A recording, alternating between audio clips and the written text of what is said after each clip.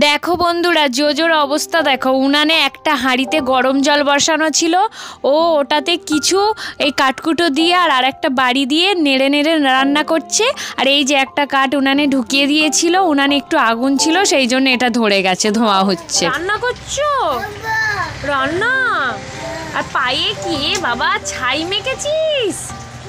ইস, ছাই তুলে মেখে, ইস তুমি ছাই মেখেছো কেন? চলে এসো, চলে এসো। হ্যালো বন্ধুরা, কেমন আছো তোমরা সবাই? আশা করছি তোমরা সবাই খুব ভালো আছো। আর এখন সন্ধ্যা হয়ে গেছে, আর মাও তাড়াতাড়ি করে রান্না বসিয়ে দিয়েছে, কারণ কালকে আমাদের এখানে রয়েছে শীতলা মা এবং বাবা পঞ্চনন্দের পূজা, যার জন্য কিন্তু কালকে গরম রান্না হবে না বাড়িতে কোনো রকম, সেই জন্য পান্তা ভাত করা হবে। আর তাই আজকে রাতেই বেশি করে ভাত রান্না করে রাখছে, আর তার সাথে মা করছে বাঁধাকপির চচ্চড়ি।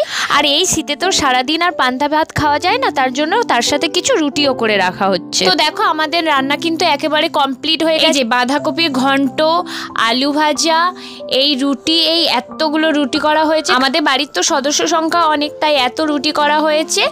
আর ওখানে রয়েছে এখন গরম ভাত, ওগুলো রাতে জল ঢেলে দেওয়া হবে, দিলে কালকের পান্তা ভাত হয়ে যাবে। আমরা সবাই আজকে রাতে গরম ভাত খাবো, কিন্তু দিদিমা যেহেতু রাতে ভাত খায় না, সেই জন্য দিদিমাকে এই রুটি তরকারি দেওয়া হচ্ছে।